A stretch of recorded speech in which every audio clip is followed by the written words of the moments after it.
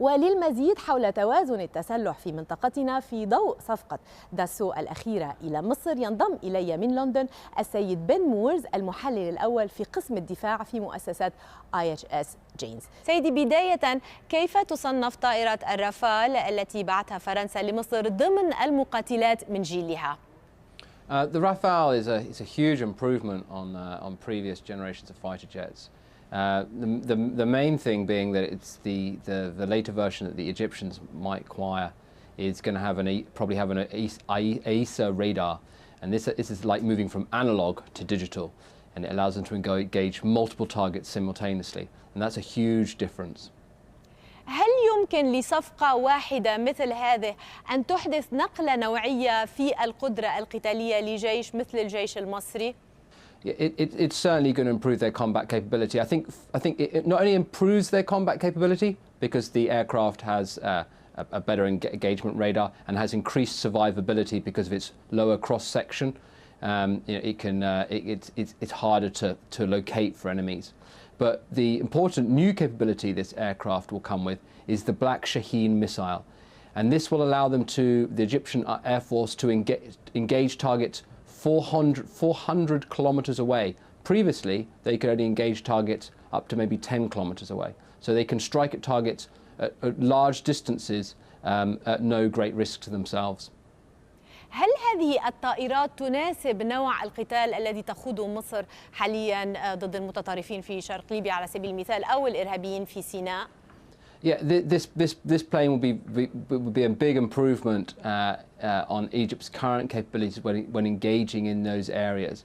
The primary reason being is that Egypt's current strike aircraft were developed in the 60s and early 70s.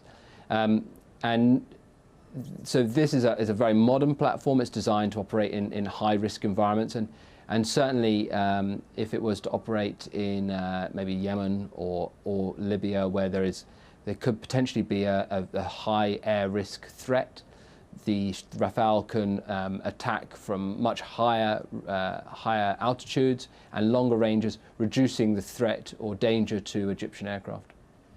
لماذا برأيكم اتجه المصريون إلى هذه الصفقة لشراء طائرات تعتبر غالية مقارنة بطائرات من جيلها وأيضا من فرنسا فيما اعتدنا أن نرى المصريين يشترون سلاح الأمريكي؟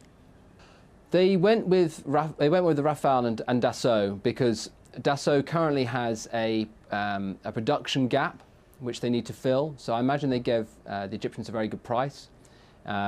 The Indian contract for the Rafale has slipped to the right.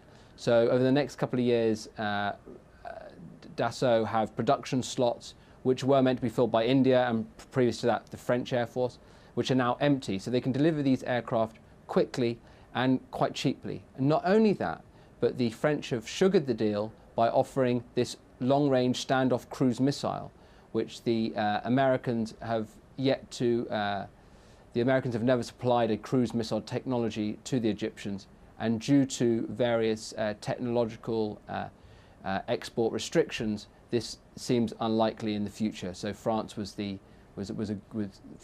able to supply that, whilst the United States was not.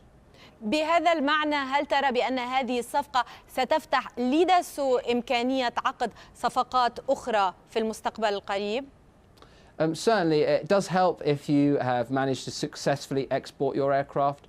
And in terms of the region itself, this does change things a little bit. Certainly, the aircraft will probably have a beyond visual range air-to-air missile capability, so it can attack things over the horizon, other aircraft. But not only that, there are requirements in the region, in Kuwait, in Qatar, in the UAE, and maybe in probably Saudi Arabia, for fighter aircraft, and all those deals are going to come up in the next 10 years. So you're talking about tens of billions of dollars worth of deals in the GCC alone. على مستوى جيوش المنطقة أخيرا كيف تؤثر الصفقة برأيكم في ميزان القدرات العربية في مقابل قدرات الجيوش الشرق أوسطية غير العربية في المنطقة؟ This is a big step up. This is a big improvement. The BVRAM capability, the beyond visual range capability, the AESA radar, the ability to engage multiple targets simultaneously. No one else has this. So it does make a big improvement, but let's put it into perspective. This is only 24 fighter aircraft.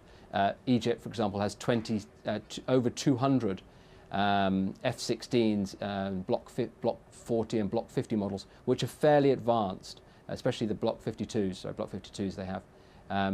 They only have 20 of those. But so it does give them a new capability. It certainly provides a capability that other people are not able to currently match.